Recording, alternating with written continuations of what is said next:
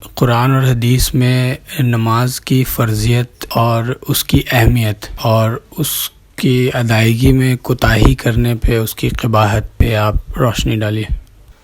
دیکھیے، خالص ٹیکنیکل مفہوم میں اگر بات کروں، ٹیکنیکل انداز میں، تو ہر وہ مسلمان مرد اور عورت جو بالغ ہو چکے ہیں ان پر نماز فرض ہے اپنے مقررہ وقت پر۔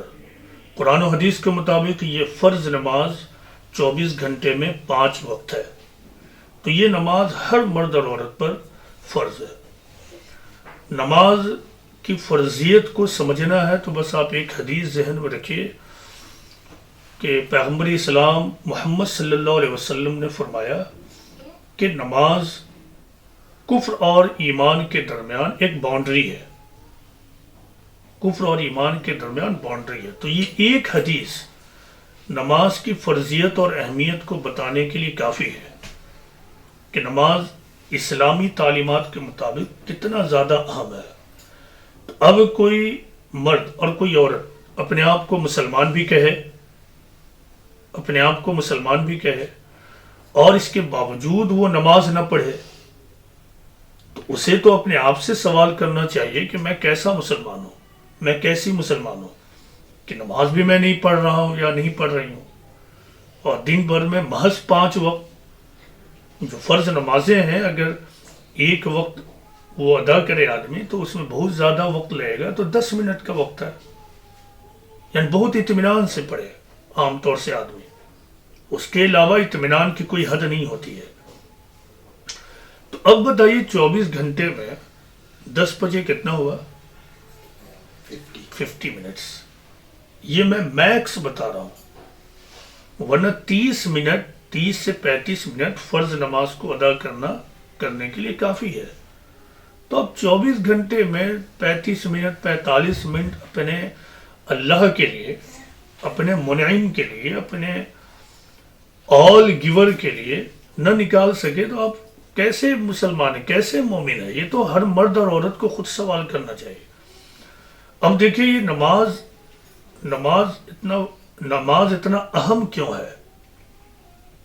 نماز اتنا اہم ہونے کی وجہ ہے، ہم تمام لوگ کون ہیں؟ مخلوق ہیں، خدا ہمارا کریٹر ہے، خالق ہے، اور وہی ہمارا رب ہے۔ اب غور کیجئے کہ بغیر مانگے ہوئے ہر لمحہ ہمیں وہ سب کچھ دے رہا ہے جو زندہ رہنے کے لیے ضروری ہے اور لازمی ہے۔ تو ایک انسان کو اللہ نے جس طرح بنایا، اگر وہ انسان ہے، بچا ہوا ہے، تو اس کے اوپر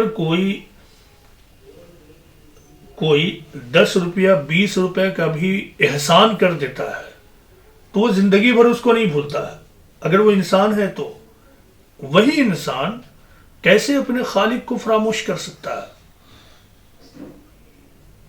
جو خالق ہر لمحہ کروڑوں روپے کا احسان اس کے اوپر کر رہا ہے، اربوں روپے کا احسان کر رہا ہے،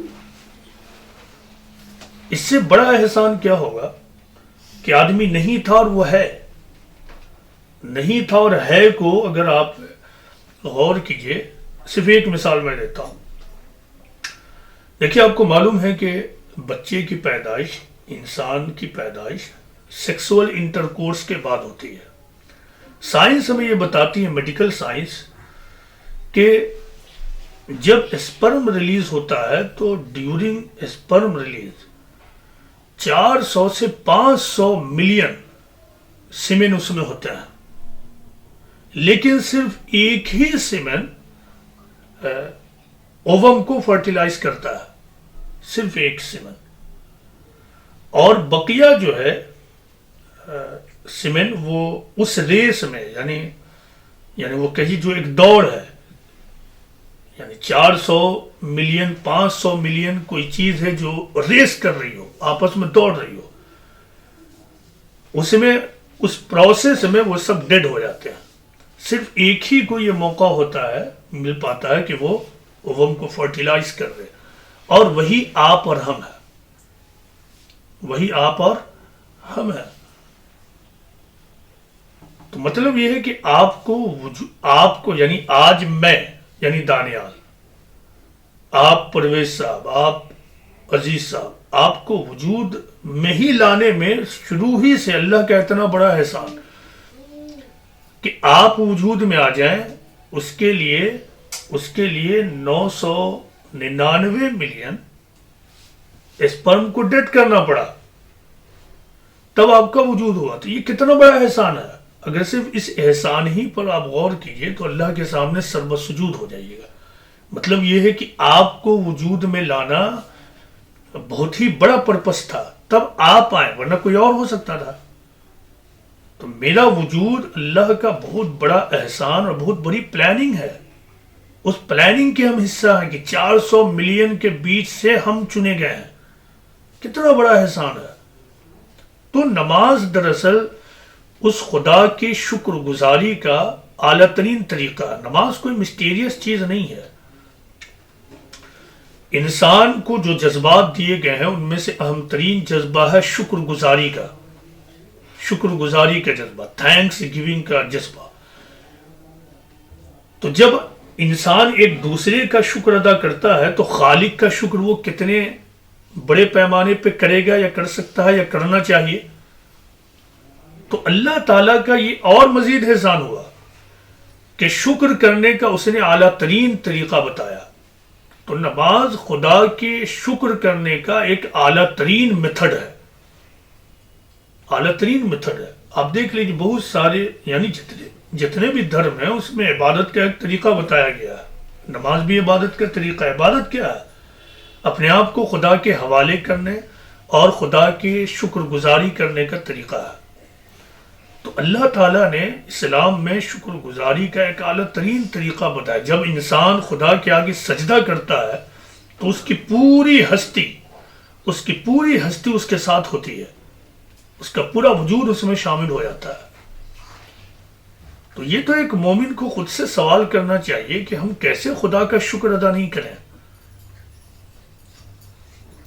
اس سے بڑا کوئی ناشکرا نہیں ہوگا جو نماز نہ پڑھتا ہو.